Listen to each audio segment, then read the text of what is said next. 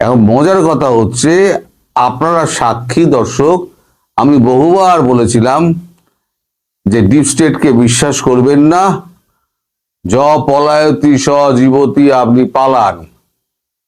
কিন্তু উনি আমার কথা শোনেননি। গরিবের কথা কিন্তু বাসি হলেও সত্যি হয়। এখন মার্কিন যুক্তরাষ্ট্রের পরামর্শে সরকার অথবা কোনো ব্যক্তি ইউনূসের নামে শীঘ্রই মামলা করতে চলেছেন। তিনি যে 666 কোটি টাকা কর্মকুব করিয়েছেন ক্ষমতার অপব্যবহার করে, তারপর 5 বছর না কত বছরের জন্য তার ওই ব্যাংকের একটা ঢপের চপ ব্যাংক রয়েছে, তার ব্যাংকের আপনার যত কর আছে, যত এই সমস্ত ট্যাক্স ফ্যাক্স আছে, সেগুলো মুকুব করিয়েছেন। ঋণ তো মুকুব করিয়েছেন, করও মুকুব করিয়েছেন। তারপর বিভিন্ন প্রকল্পের নাম করে মিলিয়নস অফ ডলার্স উনি পকেটস্থ করেছেন। এই সবের ভিত্তিতে তার প্রতি একটা মামলা একটা তার উপরে করা হচ্ছে। সেটা ব্যক্তির বিরুদ্ধে ব্যক্তি করছে নাকি কোনো সরকার, তারেক রহমানের সরকার করছে, সেটা পরিষ্কার এখনো নয়। তবে এটা মার্কিন যুক্তরাষ্ট্রের পরামর্শে হচ্ছে, এটা পরিষ্কার। এবং তিনি যে দেশ ছাড়তে পারবেন না, সেইটা সম্ভবত ইস্যু করা হবে সেনাবাহিনীর তরফ থেকে। এই দায়িত্বটা হয়তো সেনাবাহিনীকে দেওয়া হয়েছে, অথবা কালকে ক্ষমতা হাতে নেওয়ার পর তারেক রহমান হয়তো এই ব্যাপারে হয়তো নিষেধাজ্ঞা জারি করতে পারেন। অর্থাৎ ইউনূস যেদিক দিয়েই হোক না কেন ফাঁসছেন, এক মামলায় ফাঁসছেন, দুই দেশ থেকে ফাঁসছেন। আমি বলেছিলাম এখনো সময় আছে, পালান। এই নিজের কবর নিজে আপনি খুঁড়ছেন, তখন আমার কথা শোনেননি। আপনার সব সাঙ্গপাঙ্গ যারা আছেন তারা আপনাকে ভুল বুঝিয়েছিল। আর আপনার সব এই জামাতি দল আছে না, যারা আমায় লিখে বেড়ায় গুজববাজ অমুক তমুক, ওই গুজব করতে করতে আজকে কিন্তু 5ই আগস্ট 2024 থেকে আজকের বাংলাদেশকে এই জায়গায় এই গুজববাজ নিয়ে আসছে, বুঝলেন? আরো অনেক লোকজন আছে, তারা একবার এদিকে ছাতা ধরে, একবার ওদিকে ছাতা ধরে। এই গুজববাজ কিন্তু কোনদিন ছাতা এ মাথা ও মাথা করেনি, একই ব্যক্তির উপরে ছাতা ধরে রেখে দিয়েছে। এটাই হচ্ছে আমার সঙ্গে তাদের তফাৎ। দ্বিতীয় একটা গুরুত্বপূর্ণ খবর আছে। দ্বিতীয় গুরুত্বপূর্ণ খবর হচ্ছে যে খুব শিগগিরই হয়তো সেনাবাহিনী ব্যারাকে ফিরে যাবে। আপনাদেরকে বলা, আপনার সেনাবাহিনী যিনি সেনাপ্রধান ওয়াকারুজ্জামান, তিনি বহুদিন ধরেই বলে আসছেন যে আইন শৃঙ্খলা রক্ষা করা আমাদের কাজ নয়, আইন শৃঙ্খলার কাজ শেষ করে আমার সেনাবাহিনী ব্যারাকে ফিরতে চায়। এখন একটা নির্বাচিত সরকার হয়ে গেছে, তারা ক্ষমতা নিয়ে নিচ্ছে, ক্ষমতা নিয়ে তারা এবার নিজেদের মতো দেশ চালাবে, সেনাবাহিনী ব্যারাকে চলে যাবে। সেটা 18 তারিখ যাবে কি 20 তারিখ যাবে কি 22 তারিখ যাবে, সেটা এখন ওয়াকারুজ্জামানের সঙ্গে তারেক রহমানের সঙ্গে কথা বলার পর এটা ঠিক হবে। তবে সেনাবাহিনী যদি ভেতরে চলে যায় ব্যারাকের ভেতরে, তারপরে পরিস্থিতিটা কি হবে সেটা ভাবলেই কিন্তু আমার গা কিন্তু শিউরে উঠছে। কারণ এখন তো আর মব বলা যাবে না, এখন বলা হবে প্রেসার গ্রুপ। এই যাদের ওপরে তো একদিন প্রেসার গ্রুপ চড়াও হয়েছিল, তারা যদি এখন প্রেসার গ্রুপ হয়ে পাল্টা চড়াও হয়, তখন কি হবে? তখন কিন্তু মশাই খুব বিপদ। এই যে প্রেসার গ্রুপ যারা আছে, যারা এখন এদিক ওদিক লুকিয়ে রয়েছে, এই প্রেসার গ্রুপ, কালকেও আমি বলেছি, যদি 2-3 ঘন্টা সময় পায়, পুলিশকে তো সব পকেটস্থ করে রেখে দিয়েছে, আর পুলিশেরও রাগ রয়েছে। যদি পুলিশের সামনে পেটায় তাহলে পুলিশও মুখ ঘুরিয়ে থাকবে, কারণ তাদের 3500 কি 3700 পুলিশ, তাদের জীবন গেছে, তারা জীবনে এটা ভুলবে না। সুতরাং ওই প্রেসার গ্রুপ যদি মাঠে নেবে, এই যারা গুজববাজ বলে দিচ্ছে না, সব ভুয়ো তথ্য দেয়, অমুক দেয় তমুক দেয়, হ্যাঁ এই লোকটাকে কেন ডেকে আনেন, এই লোকটা যে দাম না থাকতো তাহলে লোকে ডাকতো না আমাকে। বুঝতে পারছেন? আপনারা যা লেখেন আপনাদের কিন্তু ডাকে না। আপনাদের 4 লাইন বলার ক্ষমতা নেই, 6 লাইন খবর জোগাড় করার ক্ষমতা নেই। আপনাদের বিদ্যা হচ্ছে ওই ওই কমেন্টে 4 লাইন লিখে আমাকে গুজববাজ বলে গালি দেওয়া। এটি আপনাদের সন্তুষ্টি। তা আপনাদের সন্তুষ্টি নিয়ে আপনারা থাকুন, তাতে আমার কিছু যায় আসে না।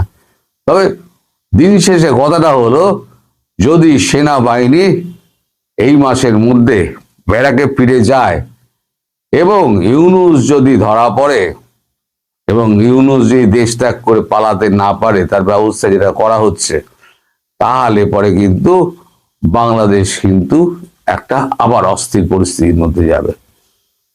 সেটা এখন তারেক রহমান সামলাবেন কি করে, সেটা তারেক রহমানের একটা মাথায় বড় চিন্তা হিসেবে তখন দেখা দেবে। এখন দেখা যাক, পরিস্থিতি এখন খুবই ঘোলাটে।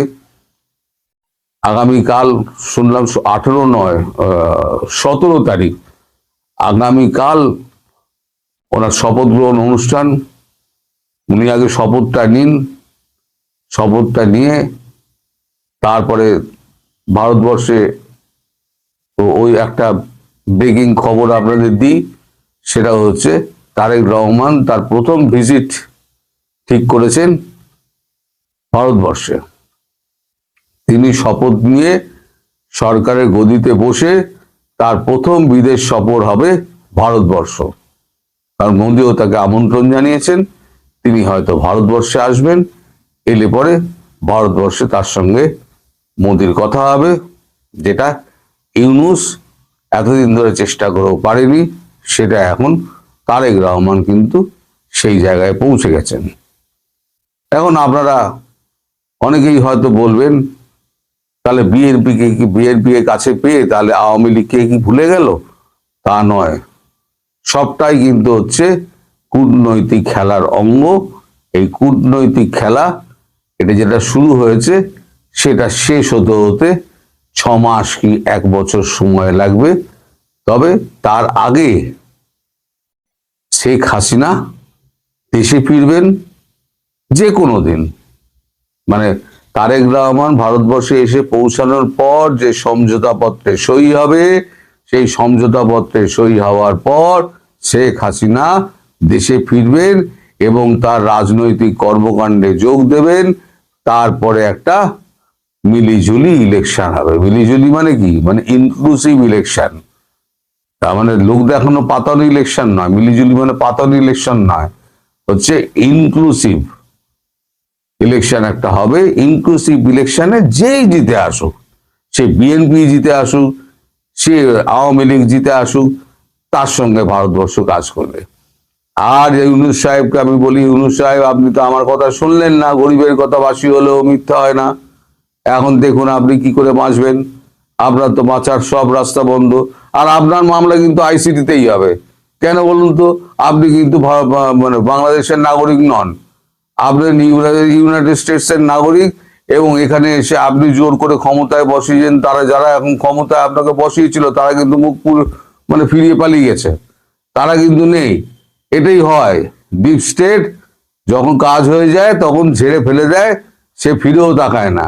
এখন আপনি এবার বুঝুন আপনি কি করবেন। আমার কথা আপনি শুনে তখন পালালেন না। যদি পালাতেন তাহলে প্রাণটা আপনার বাঁচত। এখন আর প্রাণটা আর আপনার বোধহয় এই জীবনে বাঁচানো গেল না। আমি বলেছিলাম আপনার শেষ দিন খুব করুণ পরিণতি হবে। সেই করুণ পরিণতির দিন আপনি গুনতে শুরু করুন। এই যে যমুনায় বসে আপনি টেলিফোনের দিকে তাকিয়ে থাকেন না, আমি মানুষ চোখকে দেখতে পাই চোখ বন্ধ করে আপনার ওখানে কি কি হচ্ছে। আপনি এখন উদ্ভ্রান্তের মতো এই ঘর ও ঘর করে বেড়াচ্ছেন। আমার মনে হয় এটা আমার কল্পনা থেকে বলছি আমি, এর সঙ্গে বাস্তবের মিল আছে কিনা আমি বলতে পারবো না। তবে এটা হলেও হতে পারে যে ইউনূস সাহেব এখন পাগলের মতো ছোটাছুটি করছেন। উনি এখন বাঁচার রাস্তা খুঁজছেন, কিন্তু বাঁচার সব দরজাগুলো বন্ধ। এখন দেখা যাক ভবিষ্যতে কি হয়। তবে যেটা বললাম, ইউনূস তার বিদেশ সফর বন্ধ হচ্ছে।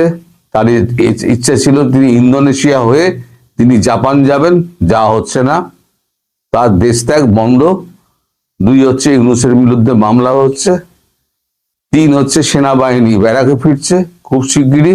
এবং 4 হচ্ছে দায়িত্ব নিয়ে ভারতবর্ষে প্রথম বিদেশ সফর করবেন তারেক রহমান। 4টে খবর আমি একসঙ্গে করে দিলাম। অনেকগুলো ছোট ছোট খবর আছে, সবগুলোই বলবো, শেষ পর্যন্ত থাকবেন। প্রথমেই কথা বলছি, ডক্টর ইউনূস রাষ্ট্রপতি হচ্ছেন, এই বিষয়ে সোশ্যাল মিডিয়ায়, সামাজিক যোগাযোগ মাধ্যমে কিন্তু ব্যাপক প্রচারণা চলছে এবং মেইন মিডিয়াতেও এটা আসছে যে কে কে রাষ্ট্রপতি হতে পারেন। পরে খোঁজ নিয়ে জেনেছি যে ইউনূস সেন্টার থেকে খুব সুপরিকল্পিতভাবে এই প্রচারণাটা চালানো হচ্ছে যে ডক্টর ইউনূস রাষ্ট্রপতি হবেন। ডক্টর ইউনূসের রাষ্ট্রপতি হবার একটা গোপন খায়েশ দীর্ঘদিন থেকে রয়ে গেছে এবং গত বছরের জুন মাসে যখন তারেক রহমানের সাথে লন্ডনে ডক্টর ইউনূস গোপন একান্ত মিটিং করেছিলেন, তখন কিন্তু সেখানে এরকম একটা আলোচনা হয়েছিল এবং তারেক রহমানের পক্ষ থেকে বলা হয়েছিল যদি ডক্টর ইউনূস তখন শারীরিকভাবে মানসিকভাবে সক্ষম থাকেন তাহলে বিএনপি হয়তো তাকে রাষ্ট্রপতি বানানোর ব্যাপারে বিবেচনা করবে। কিন্তু আজকের বাস্তবতায় যখন বিএনপি 2/3 আসনে জয়লাভ করে ফেলেছে, তখন বিএনপি আর রাষ্ট্রপতি বানানোর জন্য ডক্টর ইউনূসের কথা ভাবছে না, বরং বিএনপির নিজস্ব ক্যান্ডিডেট আছে। বিএনপির তারেক রহমানও বলেছে যে আমাদের কি লোকের অভাব পড়েছে এবং এই রাষ্ট্রপতি হবার দৌড়ে এগিয়ে আছেন মির্জা ফখরুল আলমগীর, তারপরে ডক্টর খন্দকার মোশাররফ হোসেন, আমির খসরু, ডক্টর মঈন খান।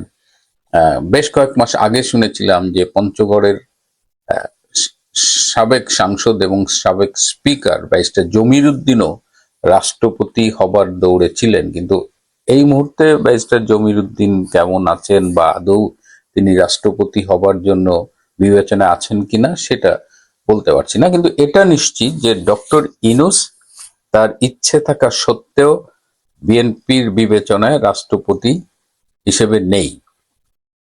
এখন ডক্টর ইউনূস তো চলে যাবেন পরশুদিন শপথ গ্রহণ, মানে 17ই ফেব্রুয়ারি মঙ্গলবার সকাল 10টায় এমপিরা শপথ গ্রহণ করবেন, বিকেল 4টায় মন্ত্রী পরিষদ শপথ গ্রহণ করবেন। তো তারপরে তো ডক্টর ইউনূস আর প্রধান উপদেষ্টা থাকছেন না, তিনি কি করবেন? তিনি কি বাংলাদেশেই থাকবেন, দেশে যাওয়া আসার মধ্যে থাকবেন, নাকি তিনি বিদেশের কোনো আরেকটি দেশে সেটেল করার কথা ভাবছেন? তার পছন্দের দেশ ছিল ফ্রান্স। তিনি বেশ কয়েকবারই ফ্রান্সে থাকার আকাঙ্ক্ষা ব্যক্ত করেছেন খুব সম্প্রতি, কিন্তু ফ্রান্স সরকার তাকে থাকার ব্যাপারে রাজি হয়নি। সুতরাং তিনি এখন ইন্দোনেশিয়ার কথা ভাবছেন যে তিনি হয়তো ইন্দোনেশিয়া থাকবেন। জাপানের কথাও অনেকে বলছে, আর এগুলো একদম কিছু না হলে ইস্ট তিমুরে তার থাকার ইচ্ছে। সুতরাং রাষ্ট্রপতি তো দূরের কথা, তিনি দেশে থাকতে পারবেন কিনা এটা নিয়েই কথা হচ্ছে। আবার আজকে একটা খুব নির্ভরযোগ্য সূত্রে জানলাম যে খুব হয়তো কাল পরশুর মধ্যেই কোনো এক ব্যক্তি ডক্টর ইউনূসের বিরুদ্ধে দুর্নীতির মামলা করবেন। তিনি আদালতের কাছে এই মামলাটা করবেন। এখন আদালত এটা গ্রহণ করবে কিনা বা এটা দিয়ে নতুন করে কোনো জল ঘোলা হয় কিনা সেটা আমাদের একটা দেখার বিষয়। এটা যখন ডক্টর ইউনূসের ঘটনা, তখন উপদেষ্টাদের মধ্যে একটা চলে যাবার বিদায়ের সুর বেজে উঠেছে। তাদের চোখে মুখের দিকে আজকাল তাকানো যায় না, কেমন যেন একটা আতঙ্কের ভাব। আবার সাবেক যে উপদেষ্টা আসিফ মাহমুদ, তার দুর্নীতি নিয়ে সামাজিক যোগাযোগ মাধ্যমে জোরে সোরে কথা উঠেছে। 11,000 কোটি টাকার নাকি তিনি দুর্নীতি করে কামিয়েছেন এবং সেই টাকা বিদেশে পাঠিয়েছেন এবং নিজে তিনি দুবাই যাবার জন্য চেষ্টা করছেন। তো এইসব কথাবার্তার মধ্যে এই তারেক রহমানের প্রধানমন্ত্রী হিসেবে সংসদ গ্রহণে বিদেশ থেকে কোন কোন সরকার প্রধানরা আসবেন এটা নিয়েও কিন্তু অনেক আলোচনা হচ্ছে।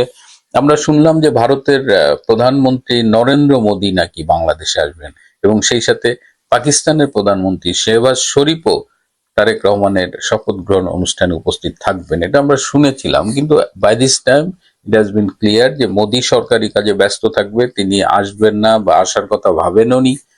ভারতের পররাষ্ট্রমন্ত্রী ডক্টর জয়শঙ্কর তিনি এই সময়ে মিউনিক থাকবেন একটা সিকিউরিটি কনফারেন্সে যোগ দেওয়ার জন্য, সুতরাং তিনিও আসছেন না। ভারত থেকে আসছেন লোকসভার স্পিকার মিস্টার ওম বিড়লা। পাকিস্তান থেকে শেহবাজ শরীফ আসছেন না, পাকিস্তান থেকে আসছেন তাদের পররাষ্ট্রমন্ত্রী ও ডেপুটি প্রাইম মিনিস্টার ইশাক দার, যিনি ইতিমধ্যে বাংলাদেশে অনেকবার এসেছেন। এবং আজকে জানা গেল যে বাংলাদেশের পররাষ্ট্র মন্ত্রণালয় থেকে সার্ক দেশভুক্ত যেসব পররাষ্ট্রমন্ত্রী আছেন তাদের কাছে এই শপথ অনুষ্ঠানে উপস্থিত থাকবার জন্য, যোগ দেবার জন্য আহ্বান জানানো হয়েছে। সুতরাং যে গতকাল যে গুজবটা ছড়ানো হয়েছিল যে একদম নরেন্দ্র মোদী আসবেন, শেহবাজ শরীফ আসবেন, সেটা আসলে হচ্ছে না।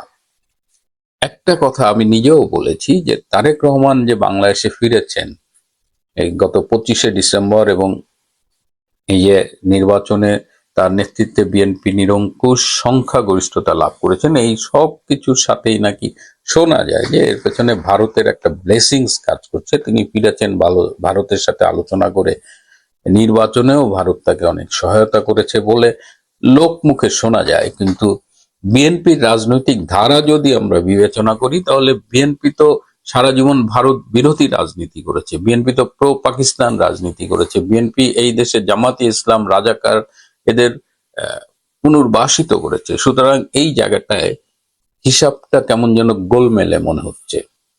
এই হিসাবটা গোলমেলে এ কারণে আরো বেশি মনে হচ্ছে যে যদি ভারতের দিকে ঝুঁকে যায় এবং সেক্ষেত্রে বাংলাদেশে যে অন্যান্য বিদেশি গোয়েন্দা সংস্থাগুলো অপারেট করছে তাদের ভূমিকা কি হবে, তাদের অবস্থান কি হবে। এমনিতেই আমি গতকাল বলেছি যে ভারত বাংলাদেশের সীমান্ত এলাকার 24টা সংসদীয় আসনে জামাত এবং তার জোট প্রার্থীরা জয়লাভ করেছে, যেটা ভারতের জন্য ডেফিনেটলি একটা উদ্বেগের বিষয়। কারণ তারা ইতিমধ্যে ভারতকে নিয়ে অনেক আপত্তিকর কথা বলছে। এই যে আসিফ মাহমুদ বলেছে যে নরেন্দ্র মোদী আসলে তারা শপথ গ্রহণ অনুষ্ঠান বয়কট করবে, কিন্তু নরেন্দ্র মোদীর মনে হয় যে খেয়ে আর কাজ নাই যে তিনি এই শপথ গ্রহণ অনুষ্ঠানে আসবে, এবং তিনি এই মুহূর্তে ভীষণ ব্যস্ত, এটাও সত্যি কথা।